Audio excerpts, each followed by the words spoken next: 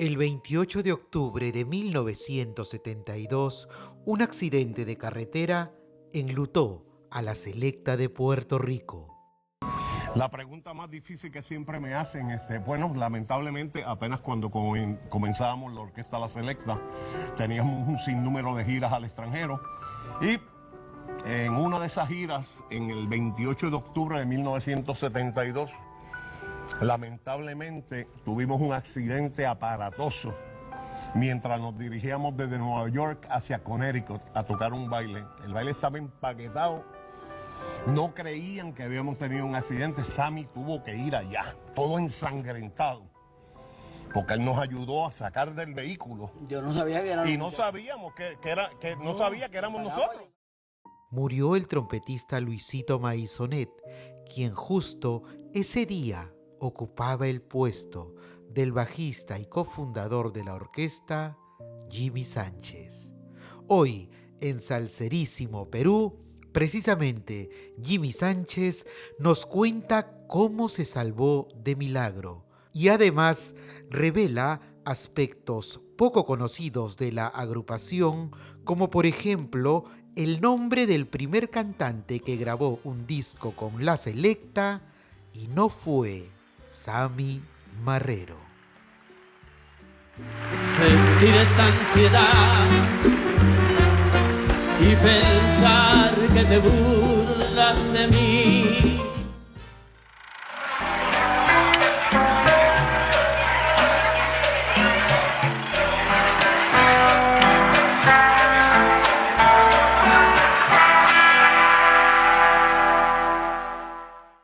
Maestro, en la historia oficial de La Selecta, Sammy Marrero es el cantante emblemático y además quien hace la primera grabación con esta queridísima orquesta dirigida por el maestro Rafi Levin. Pero hay una anécdota, una historia que quizás pocos saben. Hubo otro cantante que llegó a grabar con La Selecta un 45. Cuéntenos, por favor, cuál es la historia de esto. Usted, que además estuvo desde los inicios con el maestro Rafi. Ok, es correcto. Las finales de los 70 fue cuando Rafi comienza el movimiento de estrenar, mejor dicho, iniciar el proceso de una orquesta, la cual tituló La Selecta, y en el proceso de conseguir el intérprete para sus canciones, hicimos un par de pruebas, estando yo con él, obviamente, como cofundador de la orquesta, para conseguir el cantante que pudiera ser el apropiado para las grabaciones. Entre esos, probamos a un joven que se llamaba Luis Alsina. Luis Alsina fue un joven, creo que era de la zona de San Juan, y él más o menos dio el grado para hacer una prueba. En ese caso, en Puerta de Tierra se encontraba de visita el maestro Joe Quijano. Joe Quijano, que nació en Puerta de Tierra, que fue una leyenda de la música latina, y estuvo en la famosa época cuando estaban los big band, las orquestas de Tito Puente, Machito, Tito Rodríguez. Pues el señor Joe Quijano se interesó en querer ver el trabajo que realizábamos, y él decidió hacer una prueba haciendo un sencillo, un 45 RPM, con el cantante Luis Alsina, y el número que se grabó fue un número que se tituló Ambiente, Ujú. el cual sería posterior, nuevamente grabado ya cuando La Selecta, Sammy Marrero estuvo. Pero quien interpretó el primer corte sencillo de La Selecta fue Luis Alsina. Ajá. Ese fue bajo el sello Sexta Record, que era de la compañía de Joe Quijano.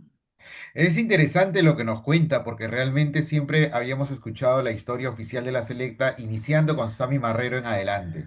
Sí, sí, sí, pero lo que sucedió fue que Joe Quijano quería hacer esta prueba, pero en realidad hubo después una desconexión con él en términos de posiblemente producir el disco, y ahí entonces, en la búsqueda de los músicos que integraron la banda original, fue que surge la idea de uno de los trombonistas de visitar a un cantante que ya posteriormente se convirtió en la estrella de la Orquesta La Selecta, que fue Sammy Marrero. Pero originalmente la primera grabación fue Luis Alsina.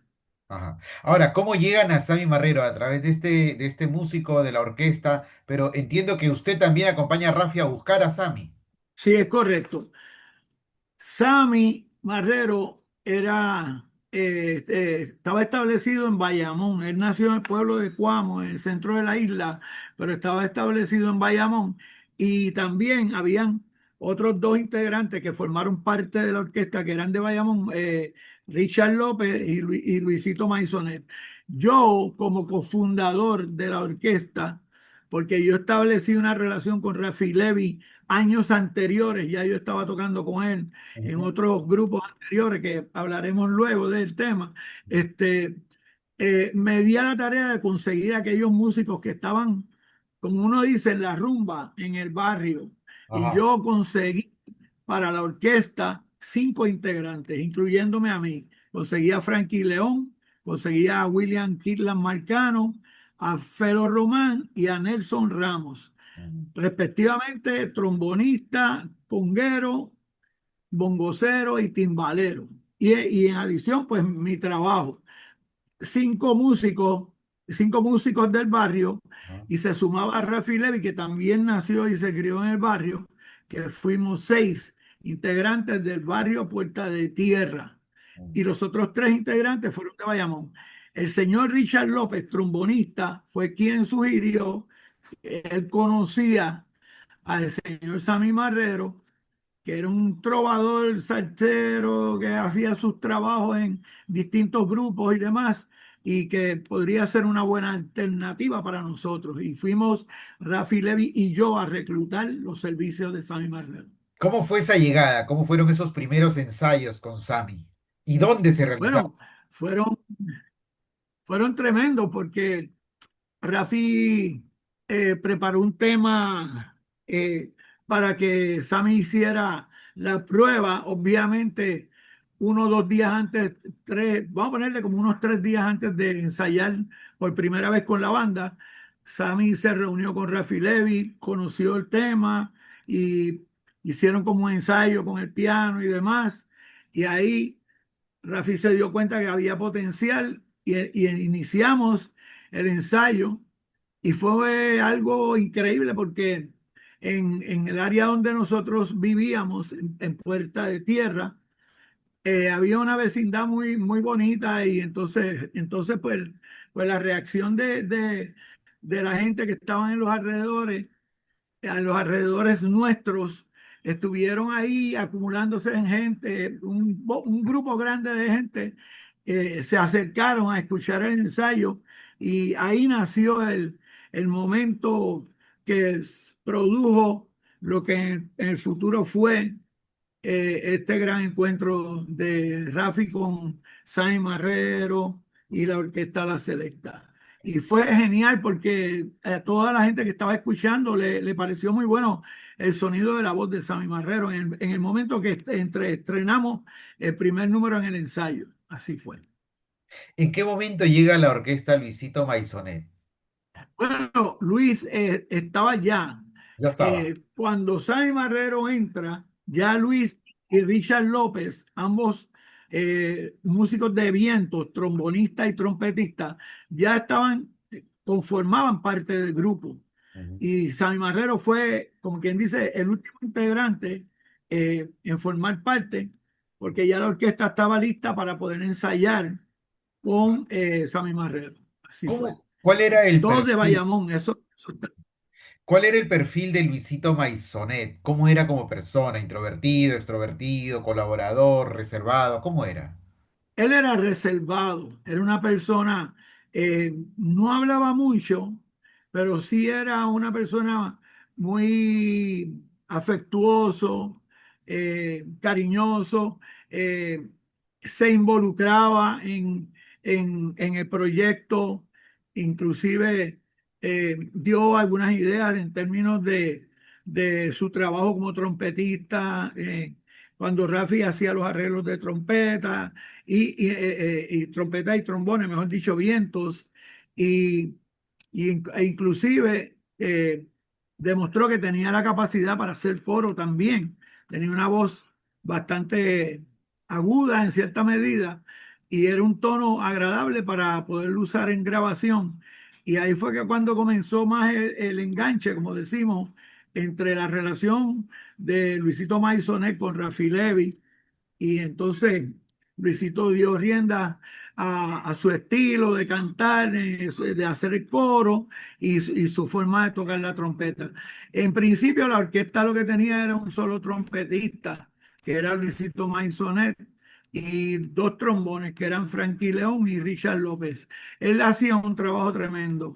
Y además tocaba la clave, le gustaba en los breaks de cuando no estaba usando el instrumento, tocaba la clave también, hacía el coro en las grabaciones y lo hacía en persona también, pero era introvertido, una persona introvertida. Ajá.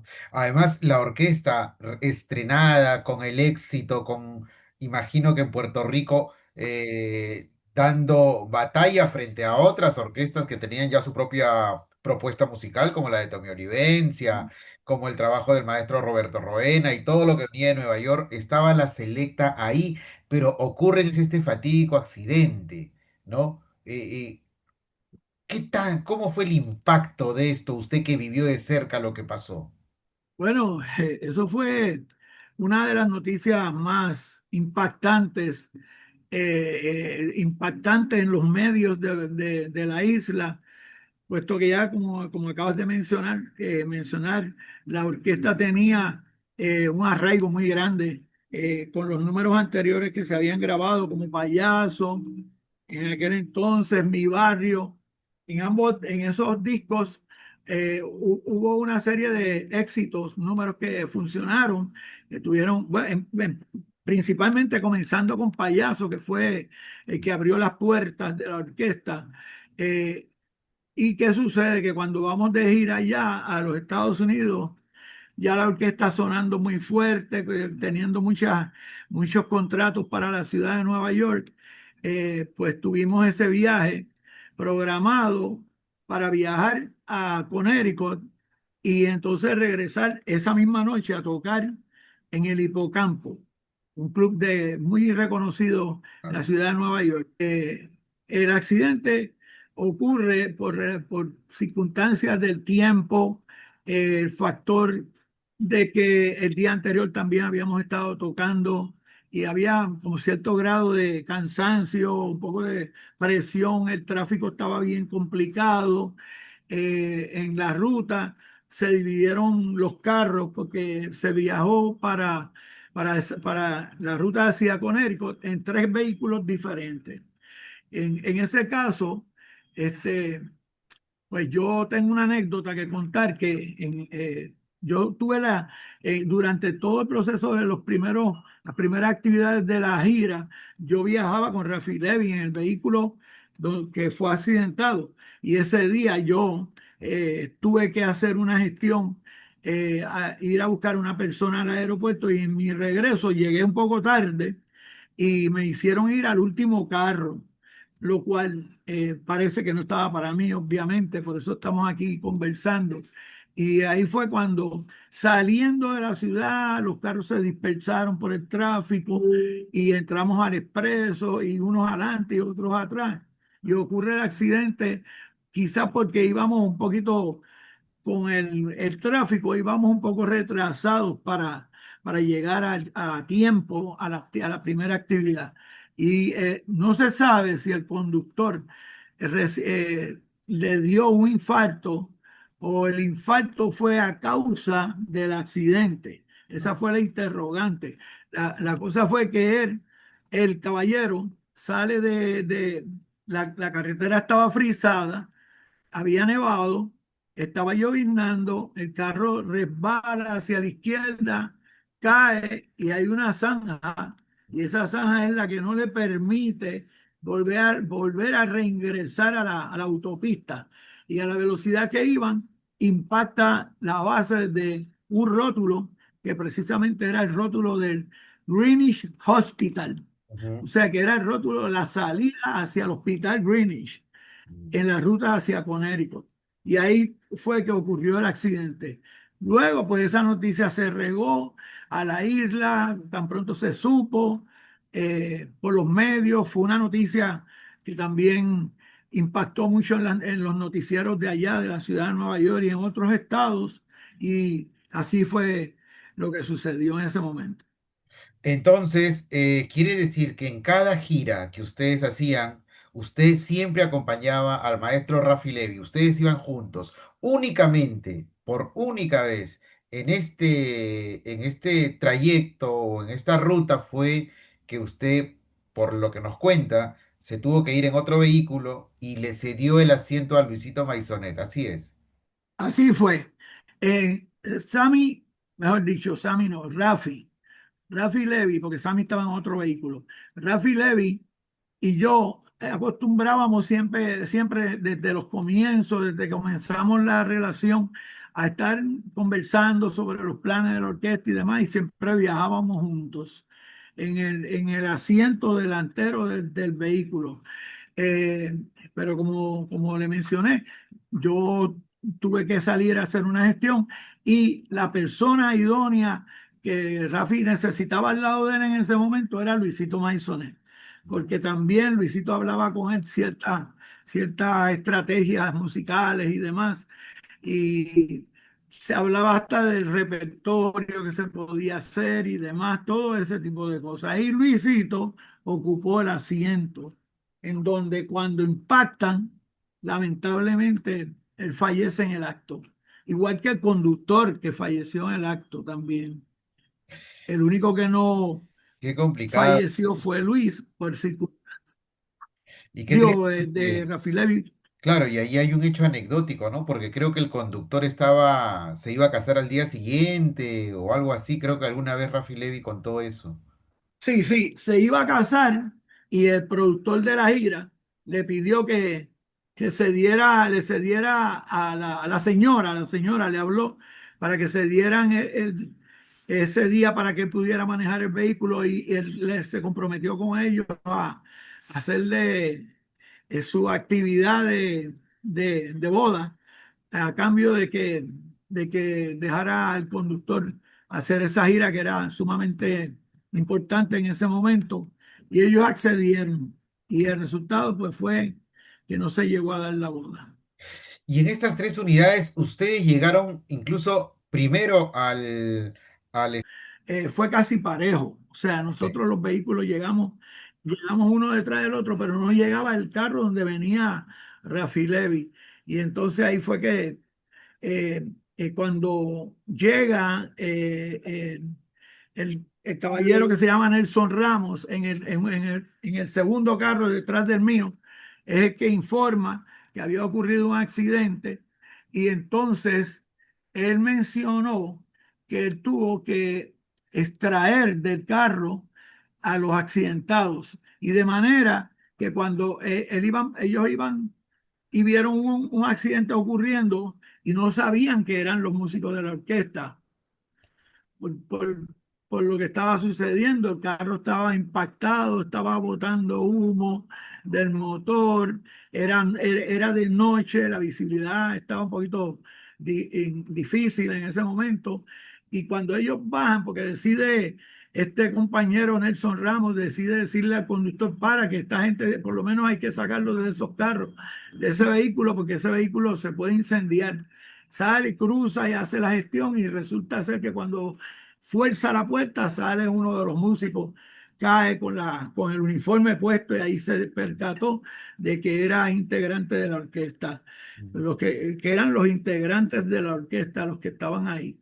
Y entonces ahí, en ese proceso, él me indicó que él sacó a Luisito Maisonet, lo puso sobre la grama y pudo quitarse el abrigo que tenía para proteger al difunto, porque ya él le había hecho los chequeos pertinentes y sabía que no estaba respirando, que Ay, estaba mal herido. Ahí fue la historia. Llegan detrás, posterior, llega miembros de la policía para informar que había ocurrido un accidente, formalizando la noticia. Ya la gente en el baile estaban ansiosos porque creían que la orquesta no iba a tocar, que iba a fallar, y ahí fue cuando se le dio a conocer al público que había ocurrido un accidente y que había sido un accidente bastante serio. ¿Cómo lo tomó usted en ese momento? Bueno, eso fue una noticia que nos paralizó, nos puso muy nerviosos a todos porque no sabíamos en realidad quiénes estaban realmente perjudicados hasta que llegó, hasta que llegó Nelson y nos dijo con otros integrantes que pudieron salir a aparecer en el salón de baile, que ya sabían que estaba Rafi Levi mal herido, que Luisito aparentemente había fallecido, pero no había nada concreto en términos de que fuera certificado. Y el productor de nosotros, que en este caso fue el señor Héctor Maisonave, él nos indicó que era mejor mantener la calma, que nosotros íbamos a pasar a visitar lo más pronto que se pudiera al hospital. Íbamos a ir al hospital para poder saber con más detalles quiénes habían sido los que habían estado afectados. Y así que, y que tampoco no llamáramos a la isla hasta tanto no estuviéramos organizados en términos de poder decir las cosas correctamente. Como estaban ya varios noticieros pendientes, no decir una historia que no fuera la correcta. Claro. Bueno, termina este episodio tristísimo, viene este periodo también de sueños del maestro Rafi Levi y esta historia de la Cuna Blanca que ya ha sido contada muchísimas veces, crea justamente el éxito que sale en el siguiente álbum. Pero en ese álbum también usted escribe un tema que es En memoria de un amigo, ¿verdad? En memoria a Un un hermano. hermano. Un hermano, En, exacto. el, en memoria a un hermano está en uno de los temas que está incluido en el álbum Jíbaro Soy, que Ajá, fue el álbum que contiene el éxito La Cuna Blanca, así es. que ya la historia de la Cuna Blanca, pues se ha hablado bastante, fue una composición de Rafi Levi. La mía, en el Ajá, caso mío, yo también sentí mucho en la partida de Luisito. ajá. Se me ocurrió escribir el tema, Rafi lo escuchó y me dijo, vamos a incluirlo también. Me parece bueno de tu parte y el número quedó bonito y vamos a hacerlo porque había mucho sentimiento envuelto en la letra que yo escribí para ese momento. Antes de este número de Y memoria. ahí debuté como compositor. Claro, justo eso es lo que iba a preguntarle. Antes de eso usted no había escrito. Recién debuta con este número, Debuto con esa canción. con esa canción. Sí, ese es mi primer número, mi primera composición grabada. Yo Claro, había escrito cosas, pero nunca habían sido, hasta ese entonces, casi habían sido grabadas. claro, porque Ese fue mi debut. para ilustrar a nuestros seguidores, a quienes están mirando esta entrevista, usted tiene varias composiciones a lo largo ya de los siguientes LPs y incluso algunas todavía en la interpretada por Tony Vega, ¿no? Cuando llega Tony Vega, en los coros está Santito Sí. Colón y Adalberto Santiago incluso. En términos generales, yo durante el tiempo que estuve, que formé parte de la Selecta, que fueron de la época del 70 al 80, a mí me grabaron 9 canciones y un décimo número que fue Te arrepentirás, que fue un éxito que aquí en Puerto Rico y en diferentes países, pues tuvo un arraigo muy grande. Ese número se grabó 2 veces. Y Ah, de ahí en adelante tuve Picaflor, Lo que quiero yo, Che y la Traína, Buena Clave en el 78. En el 80, 3 números más que fueron amigos míos, Quién es quién, Huye Jiñe. Y Te arrepentirás, se hace en el 30 aniversario ujú, de la orquesta, se repite. En total fueron 10 temas, ujú. letra, composición y música mía, que Y fueron tocados por la Orquesta Selecta. en el caso de Sheila Taína parece una continuación de Anacaona. ¿Así lo vio usted? Así lo vi y tengo una anécdota sobre eso. ¿Cómo fue? Esta es bien buena. Yo escribí ese número cuando escuché Anacaona. Ajá. Ese número me encantó. En un viaje me pongo a pensar en el tema Anacaona y de repente yo había tenido una conversación con unos parientes, unas amistades mías, mejor dicho, que casi eran parientes míos porque éramos amigos de muchos años. Y él y su esposa iban a tener un hijo. Entonces yo le dije a él, si nace niña, yo le voy a escribir el tema. Cuando nace la niña, yo le escribo Sheila Taína. ¿Por qué? Porque el padre era taíno, era como su piel era taína, más o menos como los taínos. Y la nena nace con un tono así. Y yo dije, pues sería bueno escribir un número para ella que tuviera que ver. Y ahí me transporté a la época de los taínos y escribí el número, pero me di cuenta que al paso de estar escribiendo el número se me parecía a una secuencia de lo que era Anacaona. ¿Qué sucede? Cuando yo lo termino, el número me encantó como a mí en plano personal, como quedó y quedé muy satisfecho. Pero yo me puse a pensar, la persona idónea para grabar este número sería Cheo Feliciano, porque Exacto, ya había hecho Anacaona. sí. La historia fue que durante el tiempo que transcurrió, posterior a yo haber escrito el número, no se me hizo fácil dar con Cheo Feliciano. Ujú. Y Rafi Levi en un momento dado necesitaba temas para la producción y pues yo le canté el número entre otros y me dijo ese número y yo lo quiero grabar. Y lo grabamos. Ahí fue que debutó Tony Vega. Ah, Tony Vega entra a la orquesta en ese disco, precisamente que fue grabado en el 1978. Y Tony Vega es el cantante que se seleccionó para que hiciera el tema. Pero el punto es el siguiente. Más adelante yo trabajo promoción de artistas. Cuando yo dejo de tocar, ujú. me cambio hacia la industria discográfica y me tocó promover a Cheo Feliciano. Le dije un día, en uno de los días que estábamos haciendo la promoción, Cheo, yo escribí un número que se llama Sheila Taína. Y me dice, Sheila Taína, no uno que estaba sonando por ahí bien duro en la radio. Y dije, sí, ese mismito es Cheo. Me dice, ¿sabes una cosa? Me dijo Cheo, si tú me hubieses dado ese número, yo te lo hubiese grabado.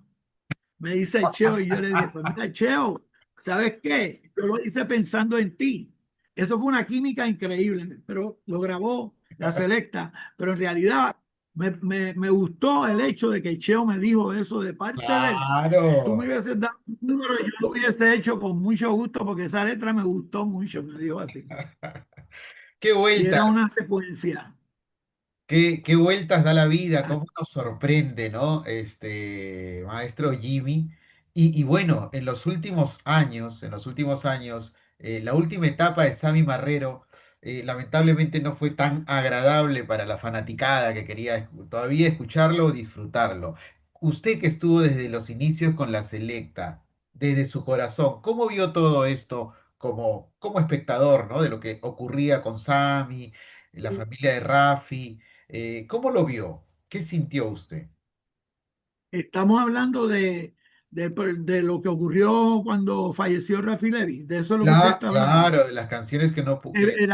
El problema que surgió entre la familia y el ¿Cómo lío lo vio de... usted? Exacto. Bueno, yo quise mantenerme neutral en el asunto porque tanto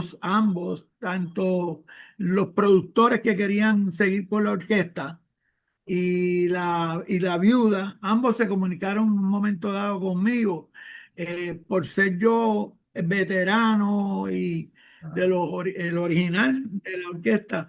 Yo me quise mantener neutral en eso y le dije, en verdad, esa es una situación bastante delicada y yo no creo que yo pueda estar dando mi opinión a quién le doy la razón, a quién no se la doy.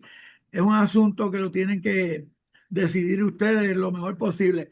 Claro está que yo sí puedo decir que en todo este problema, quien salió, como decimos en la calle, como el jamón del sándwich, fue Sammy Marrero, porque Sammy Marrero fue en este caso una víctima de ambas partes de lo que estaba sucediendo.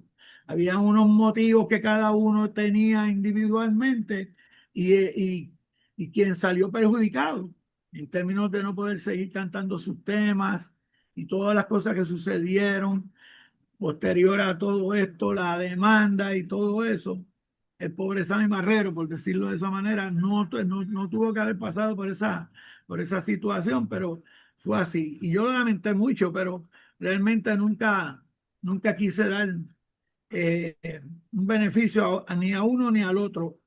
Es que la historia tiene dos caras y hay que estar ahí y conocer a profundidad lo que pasó para poder determinar quién de los dos tenía razón en esa situación.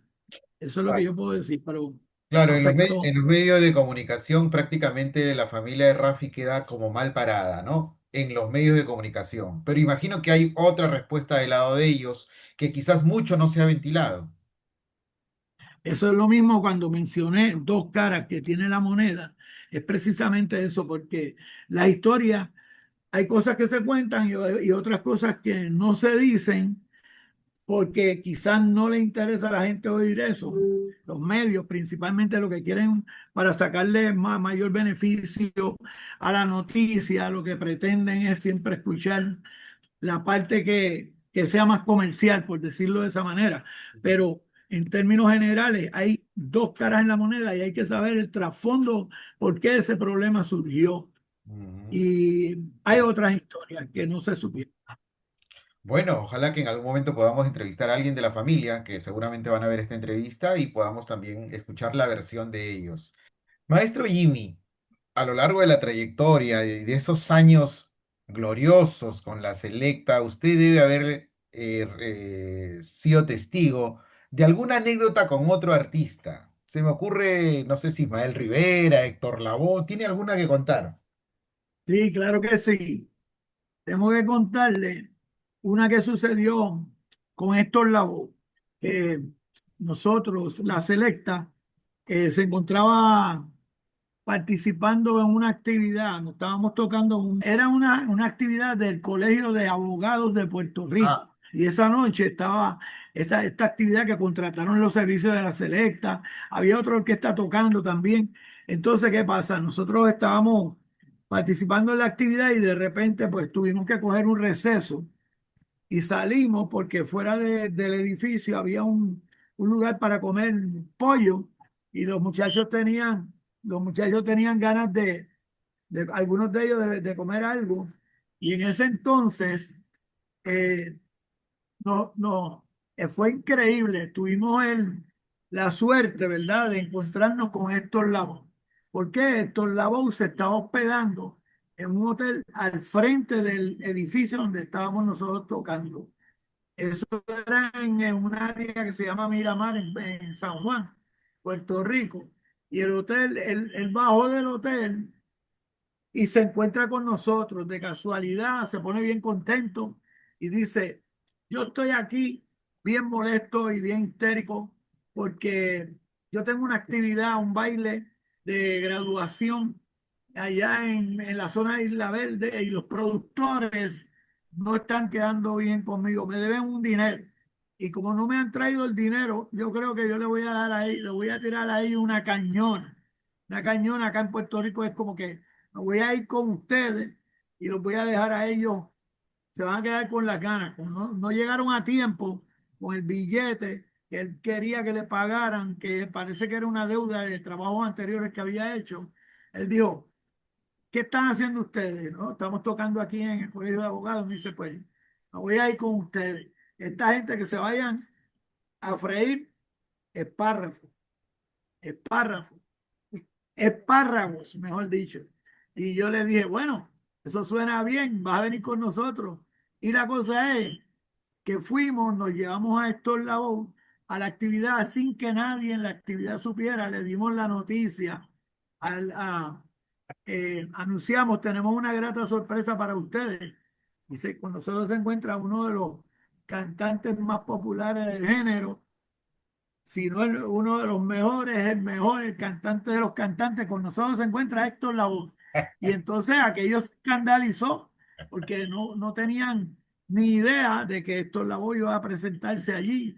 Más bien nos estaba haciendo pues, el favor de compartir con nosotros. Y entonces ahí surge que él dice, Bueno, aquí estoy con mis queridos amigos de la Selecta.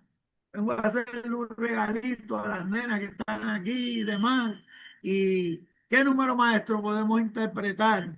Entonces buscamos el repertorio y había un número precisamente de Luisito Maisonet que se llama Soroco, el Claro, título de la canción. Y Soroco se presta por el nombre que tiene para hacer eh, cierto tipo de soneo gracioso. así Y, es. y ahí viene Héctor Lavoe, comienza a cantar solo con nosotros. ¿Y para qué fue eso? Yo no podía hacer coro, maestro, porque los soneos que él le metía eran extremadamente graciosos. A veces hasta se pasaba un poco. Y entonces hacía que la gente delirara con el asunto de la canción, no le importaba, porque era Héctor Lavoe el que estaba soñando las cosas que decía, pero decía cosas extremadamente graciosas y yo no podía tocar el bajo, o sea, tocar el bajo y hacer coro a la misma vez porque me provocaba tanta gracia lo que él estaba haciendo que no podía cantar, no podía hacer coro. Y eso fue increíble. Esto Laúd se lució allí con nosotros y dijo, ve, esto yo lo hago de regalo para todos ustedes. Y nos decía a nosotros, prefiero cantar de gratis aquí a irme a cantar al baile ese que todavía es la hora que no llegan con mi billete. Así que eso fue una de las mejores anécdotas que tuve, una experiencia muy bonita. ¿Qué tal historia, Jimmy? Seguramente deben haber muchas otras y algunas capaz hasta incontables. Pero me da gusto que verlo muy bien de salud, muy lúcido contando estas historias y además trabajando en composiciones nuevas y dándole todavía mucha alegría al pueblo de Puerto Rico. Y seguramente quienes no lo conocían, ahora ya lo ven cómo está el maestro Jimmy Sánchez en su casa, en su hogar, compartiéndonos estas historias de la Selecta, que además su trayectoria no empieza en la Selecta. Antes ya con Rafi estaban haciendo travesuras musicales en otros grupos, ¿verdad? Y fue así. Yo antes de la selecta participé con Rafi en tres agrupaciones que él tuvo anteriormente. Una se llamó el Combo Los Rey, todos eran Rey, eran apellidos Rey porque Rafi Levi Rey. Eran primos y el único que no era primo era yo. Eh, del vecindario y me pidió que si podía tocar bajo con él y yo comencé a trabajar con él. Luego, el nombre del grupo pasó a ser Los Señoriales, donde también continuaban los primos participando. Seguí yo tocando con él. En ese tiempo, Rafi Levi tocaba el acordeón, no tocaba piano, tocaba el acordeón y era muy bueno en su instrumento. De hecho, había una famosa orquesta de acordeones en Puerto Rico y él ocupaba el primer lugar en la orquesta. Él era el acordeón principal del maestro Kudirka, que era el director de esa orquesta de acordeones. ¿Qué pasa? Cuando vino el tercer cambio, fue cuando un tiempo hablamos y yo le dije, Rafi, yo creo que ya es tiempo de que cambies el instrumento del acordeón por el piano. Si queremos hacer una orquesta eventualmente para ponernos en la onda de lo que está pasando y poder hacer una orquesta real, ¿verdad? Piano, bajo, conga, timbal, bongo y los instrumentos de viento. Él se dio a la tarea de empezar a ensayar el piano Mm. y fue un proceso y ahí nace la banda latina, que fue la banda anterior a la Selecta. La banda latina pues, tuvo también otro cantante que era hijo de un famoso bongocero de Tommy Olivencia, se llamaba Papo Fuentes, Ah, el papá se sí. llamaba Papi Fuentes, le decía, el famoso Papi Fuentes, un vocero de Tommy Olivencia, que lo mencionan en varias canciones. Y el asunto es que ese grupo, la banda latina, pues fue lo que nos dio el pie. Hacíamos trabajos de números de otros artistas, los covers, como le dicen, de otros artistas, y así comenzamos Ujú. buscando el sonido hasta que un día él decidió formar ya la selecta con música original completamente. Pero Ahora, en términos generales, tuve 14 años, pues. y ahora que usted mencionaba a Papi Fuentes, nosotros alguna vez conversando con algunos amigos de Puerto Rico, nos decían que la cuna blanca tenía que ver más bien con la pérdida de un hijo de Papi Fuentes, que creo que la esposa había estado embarazada y que ellos la relacionaban más por ese lado porque era un niñito. Y ellos precisaban que Luisito Maisonet era un adulto. En cambio, la Cuna Blanca sí tenía que ver con un bebé, con un niñito. ¿Usted llegó a escuchar esta historia o no? Sí, yo llegué a oír algo de eso, pero ¿qué sucede? Que Rafi, cuando él comenzó probablemente a trabajar en esa historia, porque él tenía una relación con una de las hijas de Papi Fuente, fueron novios en aquel entonces. Entonces, el tema originalmente iba a ser de esa forma, pero luego viene la orquesta, ocurre el accidente y en el trance en que él se encontraba durante el tiempo que estuvo en convalecencia, algo pasó en la mente de él que cambió por completo el concepto de la Cuna Blanca hacia lo que él veía, que veía en su mente, él veía a todos los miembros de la orquesta de un tono de ropa y veía a Luisito diferente, todos Mm. vestidos de un color y Luisito de otro color. Y también se le aparecía como una cuna. Y ahí fue que él asoció todo finalmente más con Luisito Maisonet que con el origen que iba a ser en aquel entonces el tema. ¿Sabe que nosotros los compositores a veces empezamos un tema, Como una idea. empezamos a escribir, lo dejamos, lo de una idea, un concepto, una idea, a veces le salen a uno dos, tres párrafos, uno los pone ahí en una libreta, los deja ahí un tiempo y después al pasar el tiempo, pues esa idea puede transformarse, Mm. te da pie para poder seguir haciendo el resto del trabajo, pero ese trabajo puede tomar un giro completamente distinto.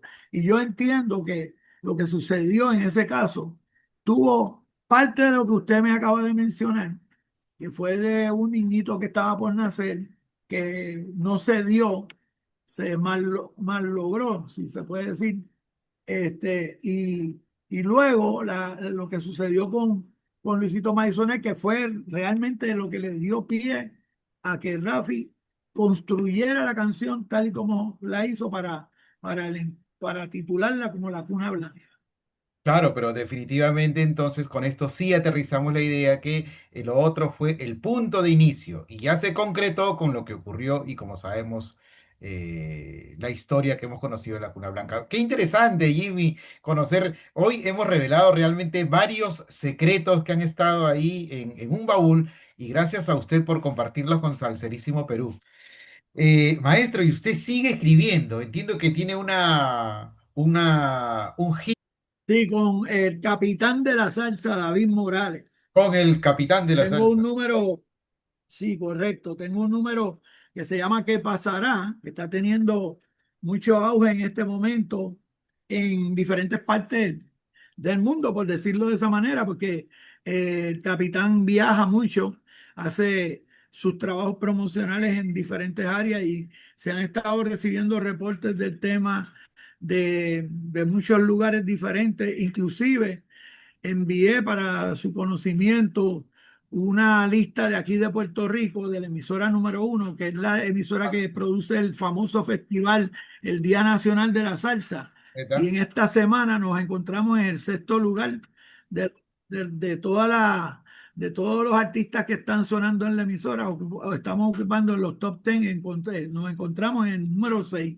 Eh, Finalmente, llegando ya a los últimos momentos de esta entrevista, eh, ¿cómo quisiera que lo recuerden a usted?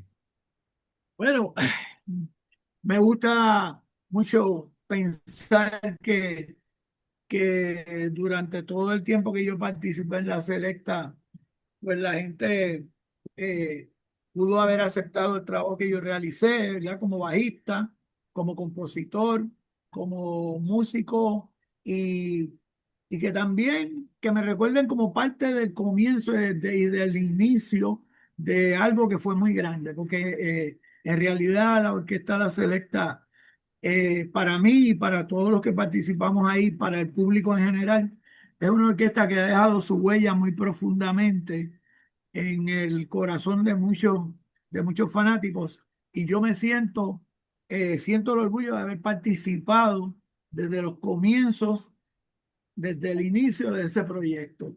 Y me gustaría que me recordaran como eso, como un cofundador que fui y una persona que dentro de todas las mejores posibilidades que tuve, aporté para que esa orquesta tuviera, eh, ¿cómo se llama? Los músicos que formaron parte original, tuve mucho que ver en ese proceso. Y eso es lo que me gustaría que la gente recordara, como parte del inicio y como que fui parte de todo ese proceso inicial, básicamente. Se me ocurre terminar esta pregunta con Luisito. ¿Qué fue de ese cantante que grabó ese primer disco 45 con La Selecta? ¿Usted lo volvió a ver o no? Nunca más. Eh, Luisito era un cantante mayor a nosotros Ah, en términos de edad. Cuando yo hicimos la grabación con Luis Alsina, correctamente dicho. Luis Alsina era un joven que tenía quizás algunos 6 7 años mayor que nosotros y él estaba en otro mundo. O sea, en otras palabras, nosotros no nos pasábamos con él. Él vino creo que de San Juan y luego cuando no se dio el trabajo con él, perdimos contacto con él porque en realidad las edades eran un poquito claro. diferentes y no hubo razón ni motivo para mantener esa relación porque volvemos a lo mismo, fue un cantante que se le hizo una prueba, que grabó un número, pero luego no se dio el proyecto finalmente y se desapareció, no lo volvimos a ver. Gracias por contarnos sus historias, Jimmy. Un abrazo desde el Callao, desde el Perú. Cuídese mucho. Pero quiero, antes de, ¿verdad? Con mucho respeto, agradezco la invitación a su programa, a Salserísimo, y un saludo cordial para todos los oyentes de tu programa, eh, que siempre los recordaré con mucho cariño por darme esta oportunidad de hablar con todos ustedes. Y seguramente Hasta pronto. viajaremos allá a darle el abrazo. Cuídese. Gracias. Hasta luego.